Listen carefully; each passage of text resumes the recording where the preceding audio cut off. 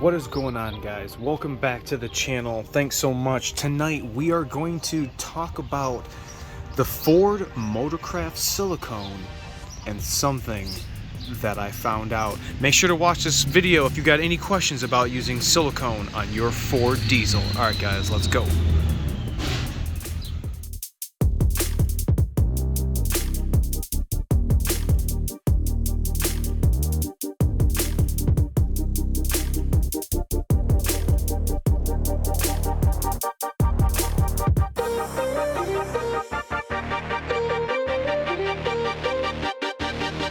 What's going on, guys? Welcome back to the channel. Thanks so much for checking me back out every Tuesday, Friday, and Sunday.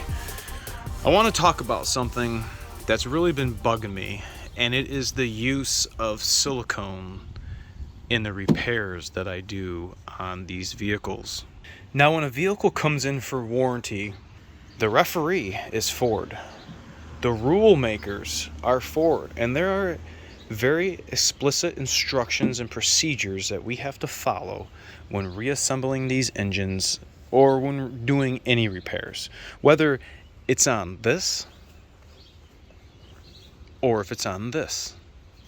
The silicone that I've been using for years has been for use on the 7.3 liter diesel engine.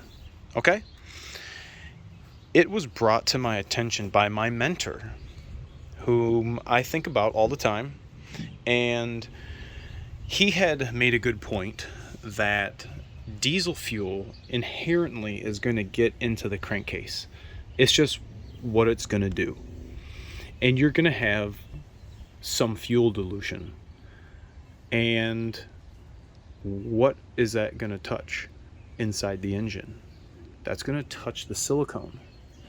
Diesel fuel will eat silicone that is not approved for diesel fuel. I have always used the silicone when applying it to any diesel, whether it be the 6 liter on the T-joints, on the upper rocker box covers, bed plates, 6.4s unfortunately, 7.3 oil pans, everything, and even on my 6.7s, the upper oil pan. This is the silicone that I will and only use. I do not agree with the workshop manual and them saying to use TA-357. TA-357 has a little secret that it's been hiding. You guys probably already noticed. You guys can tell that that is definitely a Ford label. You peel this Ford label off this Motorcraft identified silicone, and what do you see underneath it? You see this Loctite brand 5900 instant gasket maker. I don't know about that. I like to stick with what I know.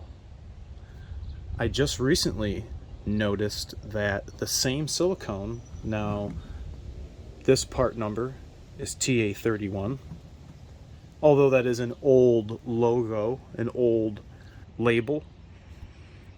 Here's the new one. This is also a TA-31, but look what it does not have anymore. It does not say for use on the 7.3 liter diesel engine. In my mind, this should say for use on any diesel engine. So I took it actually a step further, and I wanted to investigate. I wanted to investigate why this has a Motorcraft label on it and why underneath it has Loctite.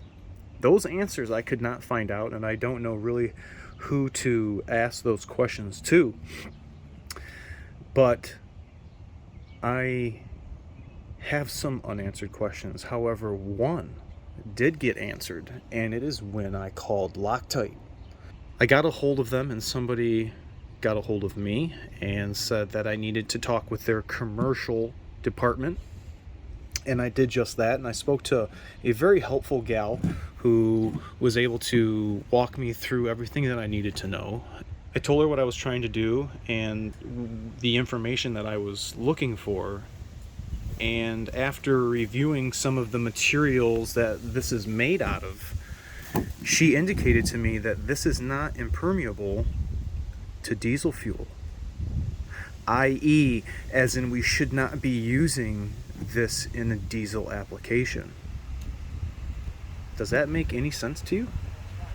One thing that I want to mention, and that I notice with every engine that I do, every 6.7 that I get always has a thin film of oil on it, whether it's the short block or it's the long block.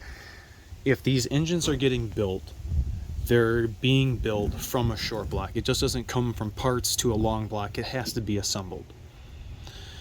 Coupled with, I can almost bet that the engine manufacturers or the dudes that are assembling it are not using baby wipes. They're not metal surface prepping it.